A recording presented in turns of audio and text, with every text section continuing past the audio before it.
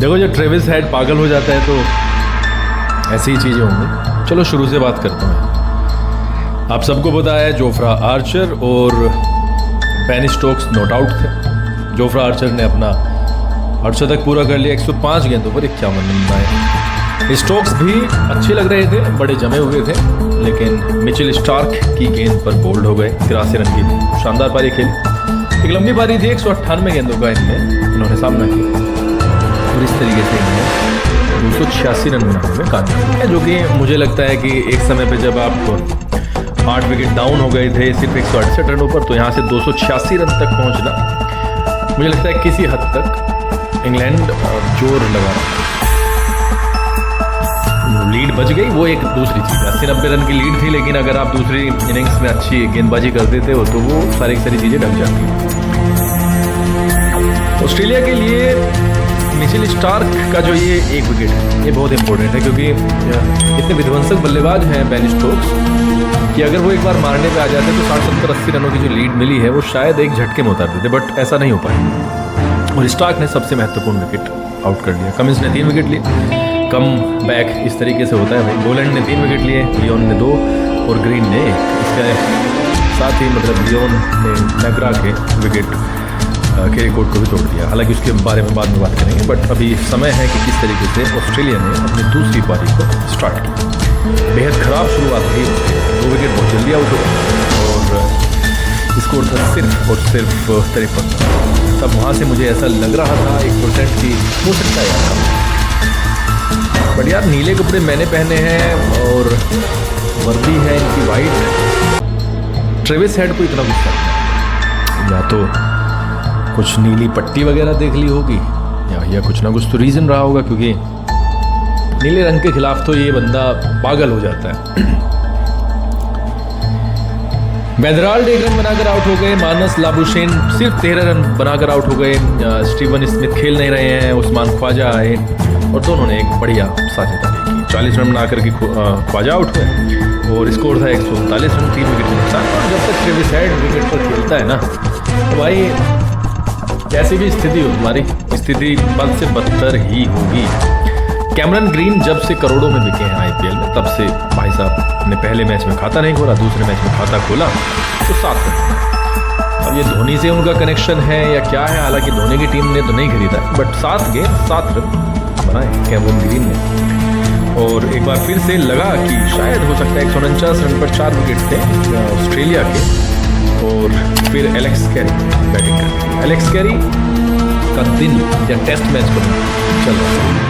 पहली पारी में भी अच्छा खासा मतलब स्कोर किया उन्होंने, दूसरी पारी में भी अर्धशतक लगा दिया, 52 रन बनाए। एलेक्स कैरी ने पहली पारी में शतक लगाया था।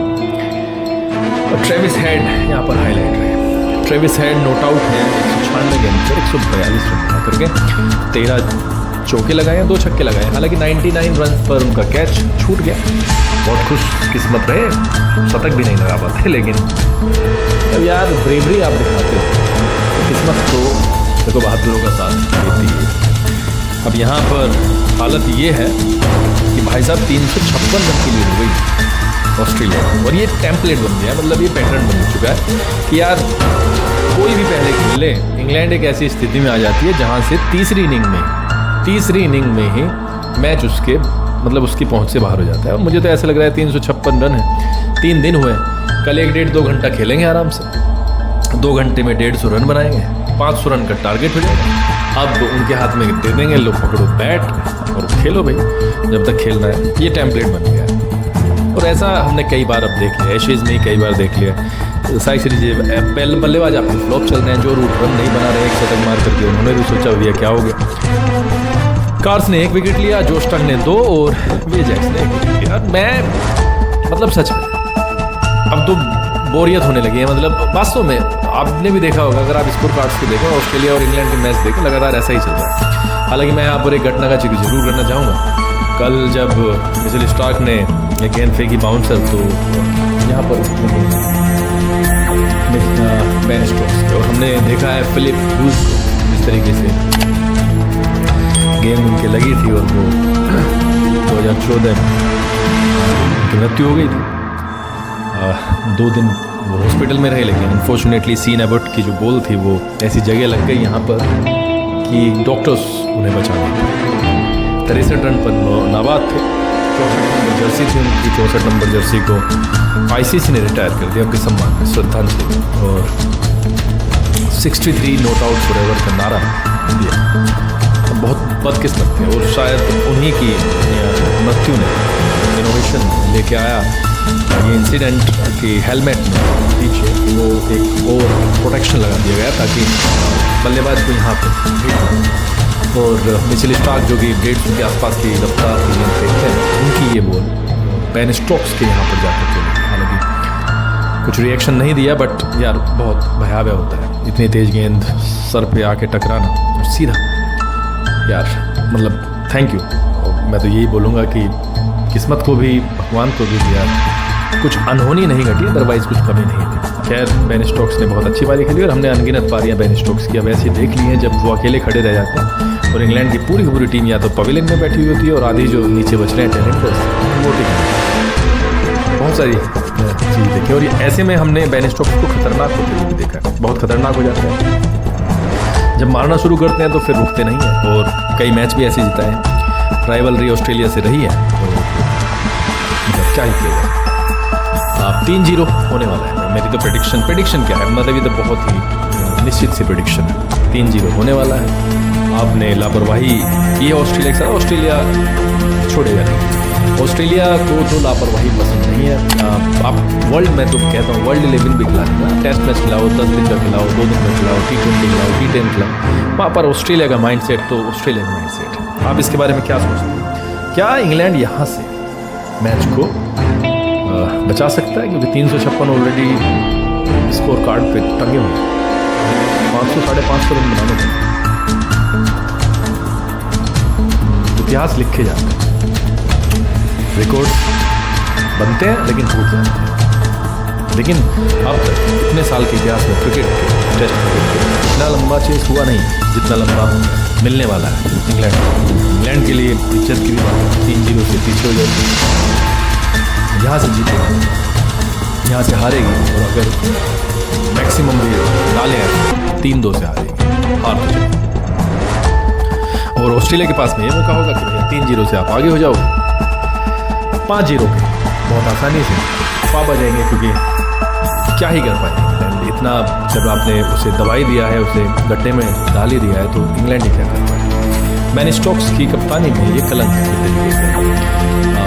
ब्रेंडन मैकलम जिनके की रिकॉर्ड दोनों की जोड़ी बहुत बढ़िया चल रही थी तो ये चीज़ें बिगड़ चुकी हैं। आप क्या सोचते हैं इसके बारे में? वो भी थिंक अबाउट क्या यहाँ से मैच बचा पाएगा?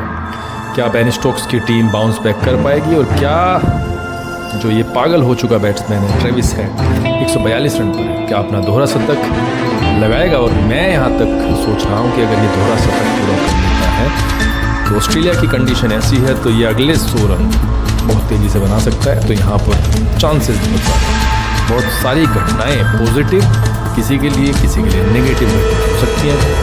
देखते हैं, तो भविष्य के गर्भ में है लेकिन ट्रेविस हेड के पास बड़ा सुनहरा मौका है कि वो एक ऐसा रिकॉर्ड बनाए जहाँ से चीज़ें बिल्कुल इंग्लैंड के रीच से। कैमरन ग्रीन थोड़ा सा दुख होता है क्योंकि बिके हैं 24 करोड़ रुपए में, स्कोर नहीं कर रहे हैं तो उनकी फ्रेंचाइज को भी थोड़ा सा झटका तो लगेगा कि भैया ये क्या कर दिया, पैर पे तो कुल्हाड़ी नहीं मार दिया। और ऑस्ट्रेलिया की बैटिंग अभी रह रही है, जोश इंग्लिश है, पैट कमिंस भी अच्छी बल्लेबाजी है, मिचेल स्टार्क हम देख ही रहे हैं एशेज में 2 अर्धशतक भी लगा चुके हैं। तो क्या यहाँ से इंग्लैंड वो ठीक चीज़ें कर पाएगा या नहीं कर पाएगा? लेकिन चीज़ें यार दुखदाई काफ़ी डिसअपॉइंटिंग है इस तरीके से मैच हार जाना लगातार, तीसरा मतलब हार के बगैर। हालांकि मैं प्रेडिक्शन मतलब ऐसे नहीं देनी चाहिए एक तरफा, बट यार यहाँ से अपने कमेंट जरूर डालें कमेंट बॉक्स में। Thank you so much for watching. ईश्वर से प्रार्थना है कि आप हमेशा सुखी रहें, समृद्ध रहें, उन्नति करते रहें, आपका परिवार हमेशा फले फूले और हमेशा शांति रहें। Thank you so much. हाथ जोड़कर